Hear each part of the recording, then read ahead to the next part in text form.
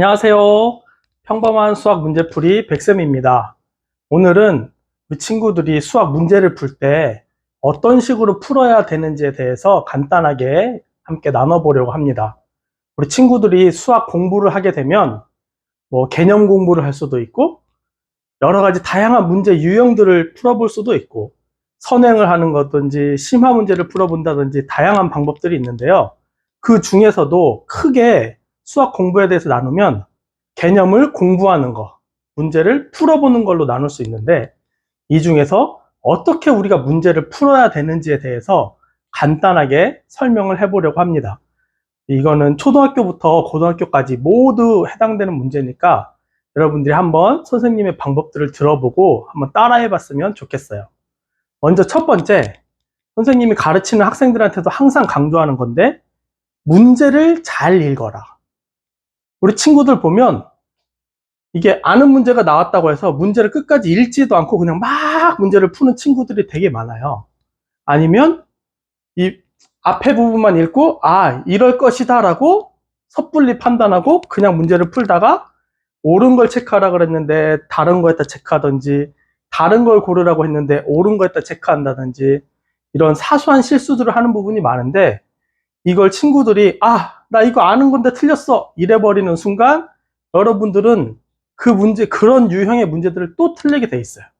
이런 거는 실수가 아니라 내가 실력이 모자라구나, 내가 문제를 잘 읽는 실력이 모자라구나 라는 생각을 가지고 문제를 꼼꼼하게 잘 읽는 연습을 하면 좋겠습니다. 여러분, 이거 실수라고 해서 그냥 넘어가시면 반드시 똑같은 실수를 하게 됩니다. 이것들을 그냥 넘기지 마시고 여러분들이 꼭 이걸 나의 실력이라고, 나의 부족한 부분이다라는 생각을 가지고 접근을 했으면 좋겠어요. 그 예를 들어서 한 문제를 가져왔는데 우리 이거 저번에 풀어줬던 문제예요. 이 문제를 보면 어떤 친구들은 다음 그림과 같이 한 모서리 길이가 6cm, 정육면체 두 모서리 딱 여기까지만 딱 읽는 거야. 얘가 한 모서리의 길이가 6cm구나. 정육면체구나. 그런데 그림이 자꾸 눈에 들어와. 색칠이 되어 있는 부분. 이거 삼각뿔이네? 중점하고 꼭지점이었어. 그럼 얘 중점이겠지. 그래서 삼각뿔의 부피를 막 구해요. 그러고 삼각뿔의 부피가 답이구나 하고 그 답을 딱 써버리는 거야. 그리고 넘어가. 그래놓고 이제 이 문제 너무 쉬웠는데 하고 채점을 하고 보면 땡. 왜 그러냐? 마지막에 보면 이 입체도형 중에서 큰 입체도형의 부피를 구하래. 이 색칠한 부분은 잘려서 나간 거야. 남아있는 이 하얀색 부분이 바로 큰 입체도형인데 이것들을 제대로 문제를 읽지 않고 풀어버리면 나는 제대로 풀었다고 생각을 하는데 답은 틀리게 되는 거죠. 그래서 우리 친구들이 항상 제일 첫 번째로 중요한 게 문제를 제대로 읽어라.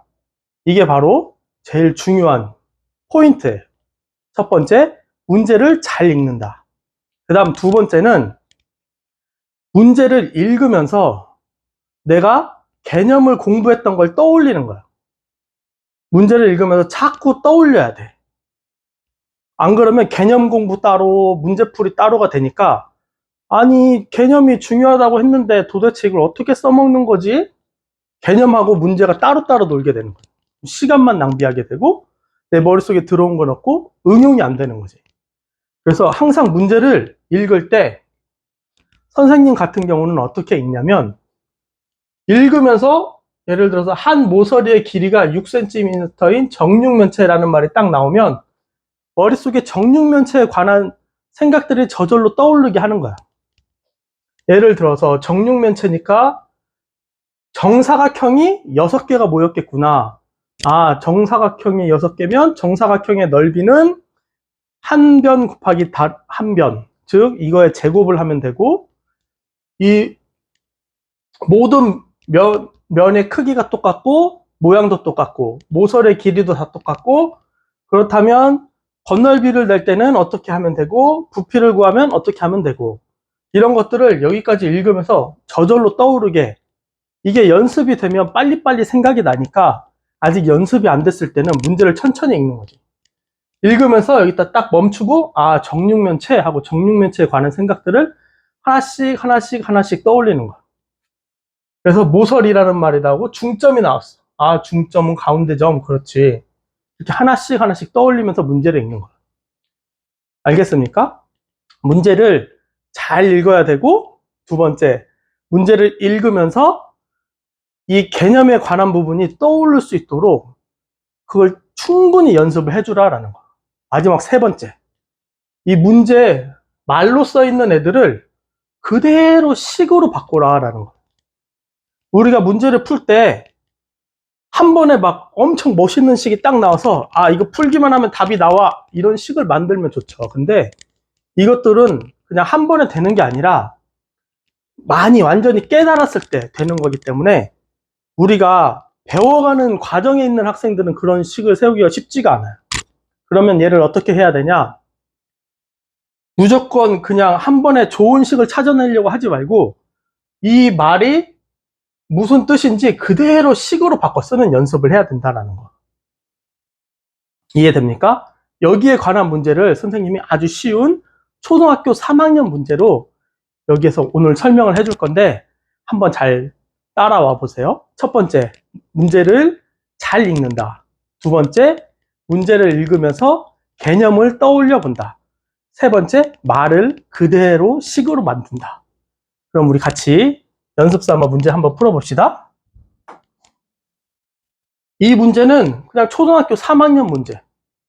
대분수, 가분수 고치는 문제. 그럼 한번 선생님은 이거를 머릿속에서 어떤 식으로 어떤 과정을 통해서 문제를 푸는지 한번 따라 보세요. 어떤 대분수에 여기 어떤 대분수라고 나왔네. 그러면 대분수의 뜻을 떠올려 보는 거야. 아, 대분수는 뭘 대분수라고 했지? 그치? 대분수라는 아이는 얘는 자연수하고 진분수가 섞여 있는 거야. 이해됩니까? 그래서 우리 이제 중학교, 고등학교 학생들은 대분수라는 말 듣자마자 이게 머릿속에 저절로 떠오르잖아. 근데 아직 초등학교 3학년인 친구들은 대분수 그러면 뭐지? 이런단 말이야. 근데 대분수는 자연수하고 진분수가 섞여 있구나. 이걸 머릿속에 떠올리면서 그러면 이거를 어떻게 말을 그대로 식으로 만드냐면 어떤 대분수라 그랬어. 어떤 대분수. 그럼 모르는 거지. 모르는 거는 우리 중학생, 고등학생들은 우리 문자를 써서 표현을 하지만 초등학교는 아직 문자를 쓰는 걸 모르기 때문에 도형으로 나타나도 돼. 어떤 대분수 모르겠어.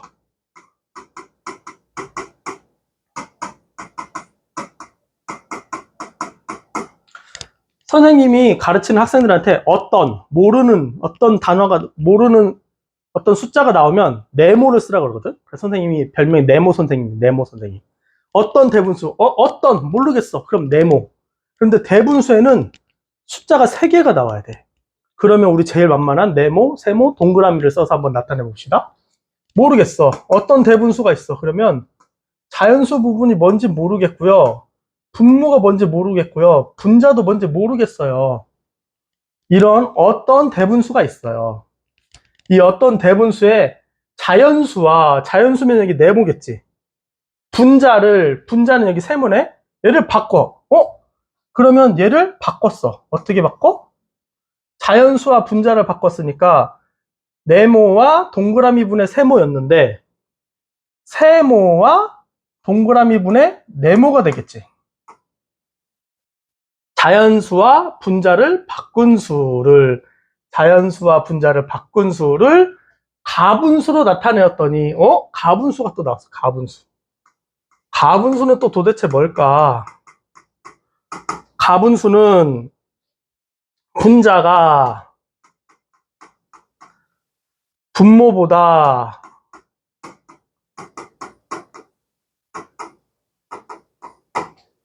크거나 같은 수. 그래서 우리는 자연수들 있지. 1, 2, 3 이런 거.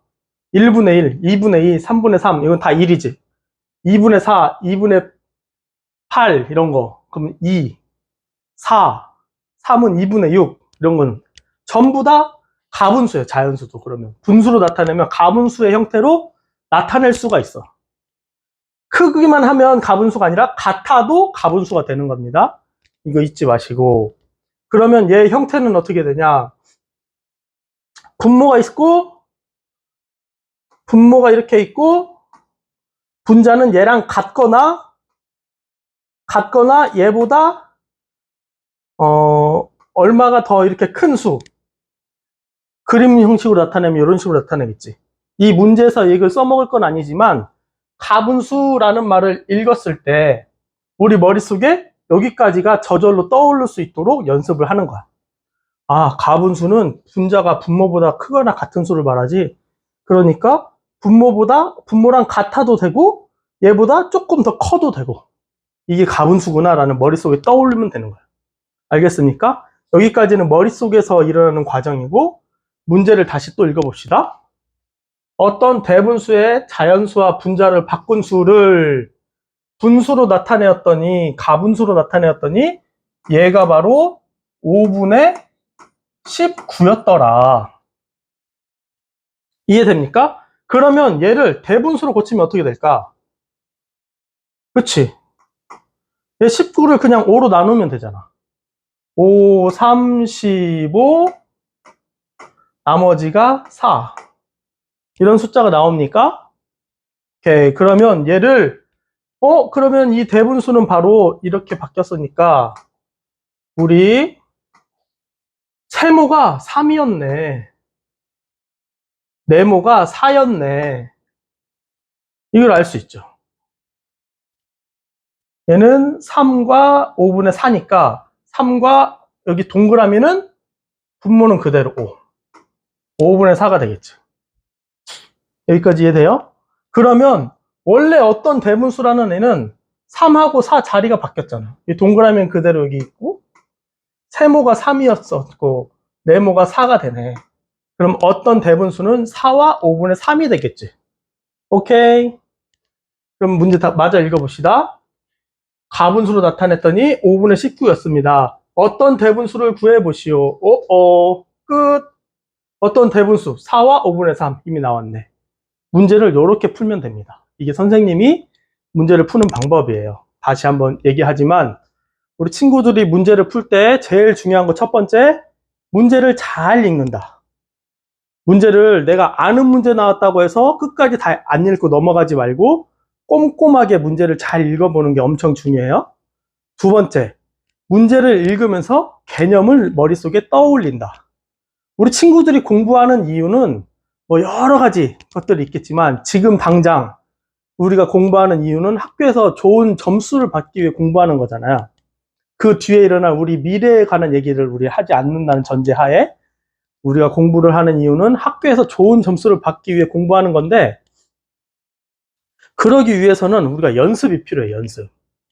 그래서 이거는 평소에 우리가 연습을 이렇게 해 놓으면 시험 볼 때 이게 위력을 발휘하는 거지. 그래서 혼자 내가 연습하면서 문제를 풀 때에는 첫 번째 문제를 잘 읽어야 되고 두 번째 개념을 자꾸 떠올려야 돼.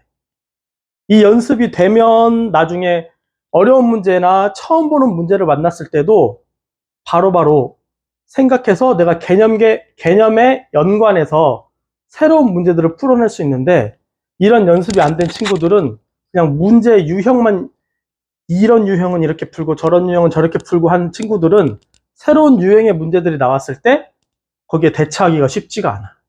그래서 평소에 문제 푸는 연습을 이렇게 해 놓으면 나중에 시험 볼 때 위력을 발휘할 수 있을 거다. 마지막 세 번째, 말을 그대로 식으로 나타내는 연습하면 돼. 모르는 건 네모, 중학생, 고등학생은 X, Y 뭐 이런 문자를 사용하면 되고 초등학생은 우리 네모. 그래서 모르는 건 네모로 놓고 이 말을 그대로 식으로 바꾸는 연습을 해봤으면 좋겠습니다. 오늘 선생님이 했던 것들이 많은 도움이 되었으면 좋겠고요. 우리 다음에 또 만나요. 안녕.